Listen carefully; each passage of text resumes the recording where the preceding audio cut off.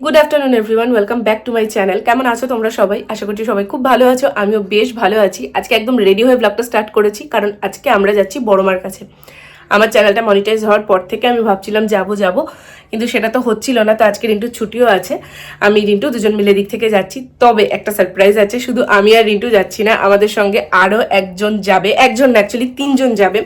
তাদের সঙ্গে তোমাদের পরিচয় করাবো। আর তোমাদের মধ্যে অনেকেই চেনো আশা করি, আমি কার কথা বলছি তোমরা একটু বাদেই দেখতে পাবে।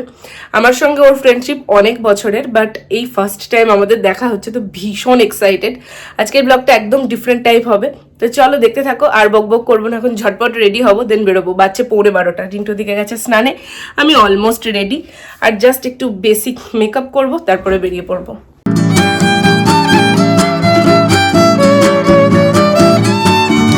আজকে যত রকম প্রবলেম হওয়ার ছিল, আজকে রিন্টু ছুটি, ভাবলাম আজকে যাব।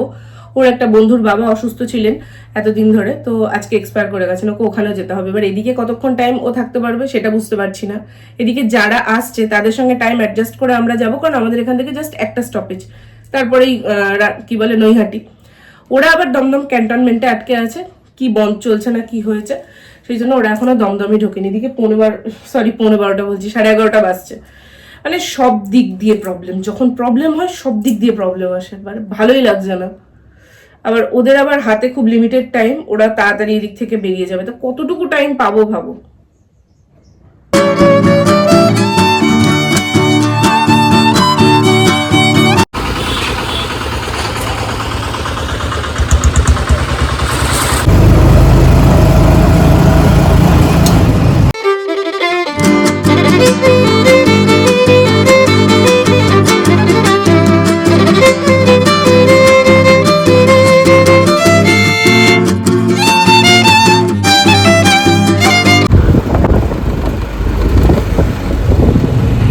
বড়মার মন্দিরে যাওয়ার জন্য আমাদের বাড়ি থেকে কাঁচরাপাড়া স্টেশন যেতে হয়, আর তারপর একটা স্টপেজ বাদেই নৈহাটি। তবে আমরা কাঁচরাপাড়ার অটোর জন্য অনেকক্ষণ দাঁড়িয়েছিলাম, তারপর একটা কল্যাণীর ফাঁকা অটো পাই, তাই জন্য কল্যাণীতেই যাচ্ছি। কল্যাণী থেকে ট্রেন ধরে কাঁচরাপাড়া, তারপর হালিশহর, তারপরে নৈহাটি। আমরা বেরিয়েছি তখন প্রায় 12:15 মতন হবে। অটোর জন্য দাঁড়াতে আরো 10 মিনিট মতন গেছে। এখন ওই 12টার কাছাকাছি বাজে, আমরা স্টেশনে পৌঁছে গেছি। ফাইনালি আমরা কল্যাণীতে। ওরা আমাদের আগেই ঢুকে যাবে, ও যখন আমাকে মেসেজ করলো তখন বললো সোদপুর পেরিয়ে গেছে, তো আই থিঙ্ক ওরা আমাদের আগেই পৌঁছে যাবে। আমাদের ট্রেনটা এখনো 10 মিনিট দেরি আছে।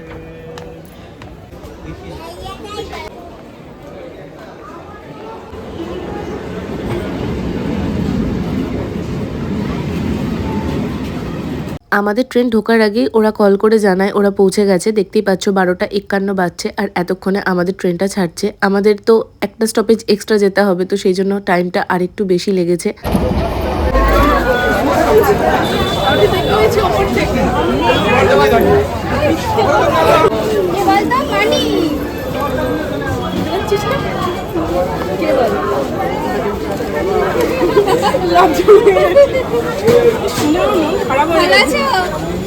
একদম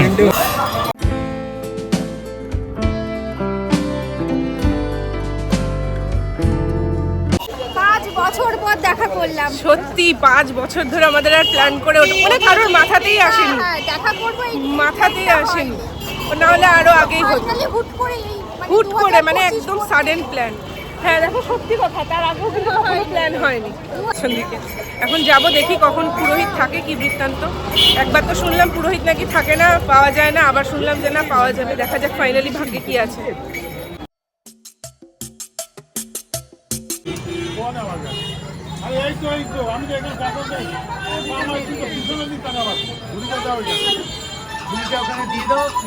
এটা অনলাইন থেকে নিয়েছিলেন? এইটা এটা ভালো লাগছে। তোমার আর আমার গ্লাসটা নিয়ে দাও, কি ক্যামেরা লেন্সটা। হ্যাঁ এত বছর পর ফাইনালি আমাদের দেখা হয়েছে। স্টেশনে দাঁড়িয়ে একটুক্ষণ কথা বলে ওখান থেকে আমরা হেঁটে হেঁটেই চলে এসেছি বড়মার মন্দিরের সামনে।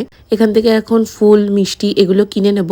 আসলে স্টেশন থেকে মন্দিরটা খুব একটা দূরত্বে না, সেই জন্য হেঁটে হেঁটেই চলে এসেছি। আর আজকে মন্দিরে প্রচণ্ড ভিড়, কতটা বড় লাইন পড়েছে সেটা আমরা ভেতরে যাওয়ার পর দেখে অবাক। যদিও রাস্তার ওপর এই সময় লাইন ছিল না, তবে বিকেলবেলার দিকটা যখন দেখলাম প্রায় গঙ্গাঘাট পর্যন্ত লাইন চলে গেছিল।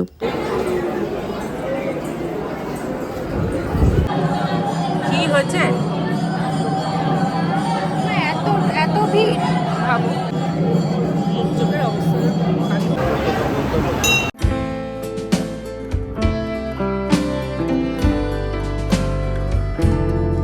অনেকটা সময় আমাদের লাইনে দাঁড়াতে হয়েছে, তারপর অবশেষে ভেতরে আসতে পেরেছি আর মায়ের দর্শন পেলাম। আমাদের আগে আরো 3 বার পুজো হয়েছে, তারপরে আমরা চান্স পেয়েছি।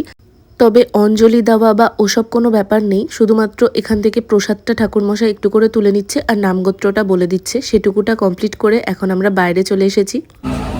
পুজো দেওয়া কমপ্লিট, পুজো দিয়ে বেরালাম। এখন যাব কিছু খাবো। সকাল থেকে খালি পেট, পুরো প্রচণ্ড খিদে পেয়েছে। রূপকথাটা সামনের দিকে এগিয়ে গেছে, তো চলো এখন গিয়ে দেখা যাক কোথায় যাব। এটা নিয়ে কনফিউশন, ওদিকে ওর বারবার ফোন আসছে, তো দেখা যাক। ও খেয়ে তারপরে যাবে। তোমাদের তো বললাম যে ও চলে যাবে, আমরা এখানে একটু ঘুরবো। রূপকথা বলছিল শাখা পড়বে, তো সেই শাখা টাখা পড়তে যাবে। চলো, আমি পুরো এক্সস্টেড লাগছে সকাল থেকে। আমি একবার শুধুমাত্র উঠে জল খেয়েছিলাম, ভুল করে খেয়ে ফেলেছি। আমার নির্জলাই দেওয়ার ইচ্ছা ছিল, তো তারপরে তো যাই হোক জলটা খেয়ে ফেলেছি, কিছু করার নেই।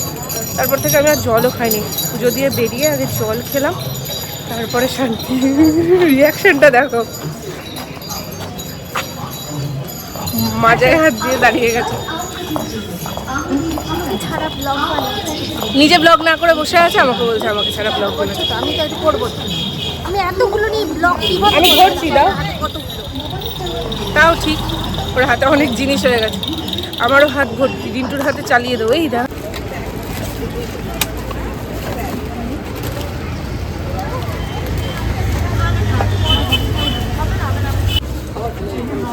না, আমি কিছু দেবো না। চল,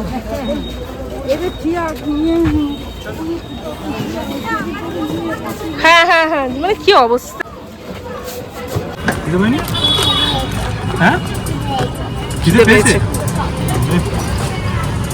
কষ্ট করতে ছেলে আজকে ভালো হয়েছে। ব্যাগটা সুবিধা হয়েছে। এক জায়গায় বসে অর্গানাইজ করে নিও ব্যাগটা।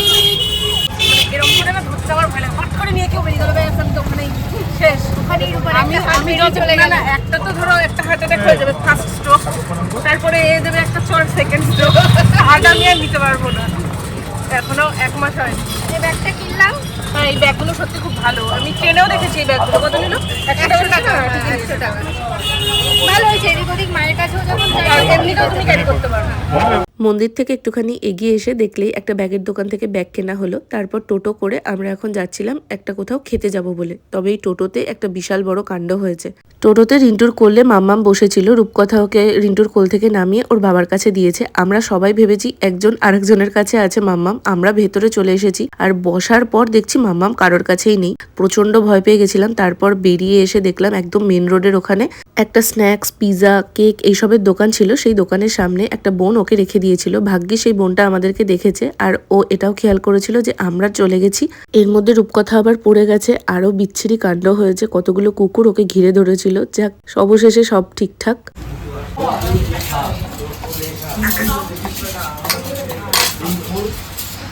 তুমি কি খাবে?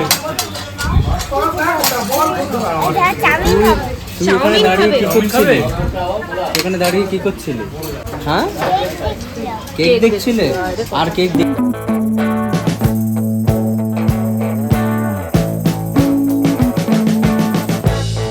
We've been living in sin so long, all the feels are gone. Fella stopped me on the street last night. Lunch complete করে বেরালাম। আমরা দুজন ম্যাচিং দুটো ক্লিপ কিনেছি। এখন যাচ্ছি, ওই যে বললাম ও শাখা পড়বে, সেই জন্য যাওয়া হচ্ছে। একটা ফুল পেয়েছি, এটা সাইডে একটা ভ্যান দাঁড়ানো ছিল, ভ্যানের ওপর রাখা ছিল, ওটা নিয়ে নিয়েছি।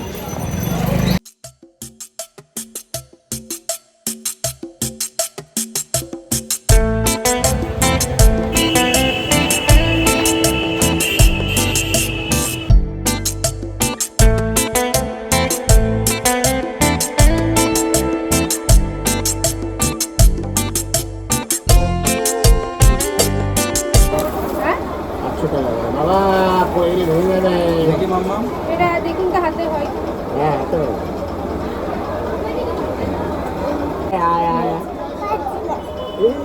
আমি এই শাখাটা খুলবো তাহলে বুঝতে পারবো।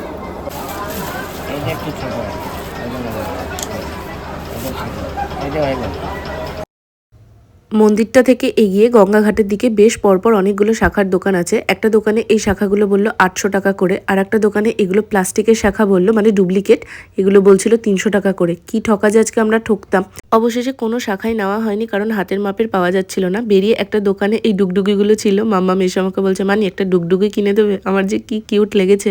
এই ডুগডুগি একটা কেনা হয়েছে। তারপরে আমরা গেছিলাম গঙ্গার ঘাটের দিকে। আমরা এখন শাখা পরবো। হ্যাঁ, একটা- শাখা এক জায়গায় দেখলাম, খুব একটা পছন্দ মানে পছন্দ মোটা হলো না। শাখাগুলো না কালেকশন দেখাতে পারছে না। এই সামনে এগিয়ে আসছে, এখানেও আছে, তারপরে গঙ্গার ঘাট আছে এখানে। আমাদের আসলে সত্যি হাতে কথা সময়- বলতে আমরা এই 5 বছর পর প্রথম দেখা করলাম, তো আমাদের মনেই হচ্ছে না যে আমরা 5 বছর পর প্রথম দেখা করেছি। সত্যি তাই। তার কারণ হচ্ছে আমরা এত ফোনে কথা বলি সারাটা সারাটা ফোন সময়, মানে আমাদের ব্লগ করার টাইমটুকু ওইটুকু সময় ফোনটা রেস্টে থাকে, বাদ দেন বাকি time বাদ বাকি চলবে। সময় আমাদের কথা চলতেই থাকে। মেসেজে তো অল টাইম আছো আছো কিনা আছো কিনা। তো ফাইনালি আজকে সামনাসামনি দেখে ভীষণ ভালো লাগলো। মানে কাল রাত থেকে আমার ঘুম নেই যে কখন সকাল হবে। আর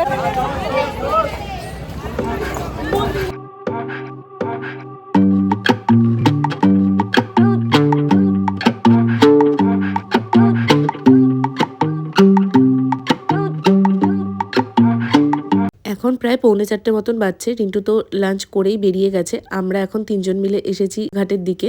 এখানটাতে অনেক সুন্দর সুন্দর আমরা ছবি তুলেছি। দেখো আমরা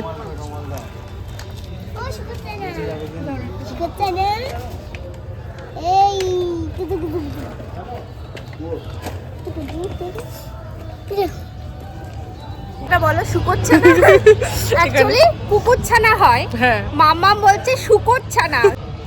একটু ঘোরাঘুরি করলাম, কিছু ভিডিও করেছি, সেগুলো যা আমাদের মজা হয়েছে। আমাদের ইনস্টাতে দেখতে পাবে। ইনস্টাতে দেখতে পাবে। আইডি কিন্তু আমাদের ডেসক্রিপশনে দেওয়া দেওয়া আছে, আছে। তো সেখানে গেলে কিন্তু খুব সুন্দর তাও সুন্দর। তুমি নামটা বলে দাও তোমার ইনস্টার। আমার ইনস্টার নাম আছে রূপ বিউটি ওয়ার্ল্ড, এবং রূপকথা বিশ্বাস বলে সার্চ করলেও এসে যাবে। এসে যাবে। তো যাই হোক, পেয়ে যাবে। আমি কমিউনিটিতে তো পোস্ট করব, ভিডিও দিতে পারবো না কারণ ভিডিও কি করে দেয় আমি জানি না, কিছু ছবি টবি পোস্ট করব।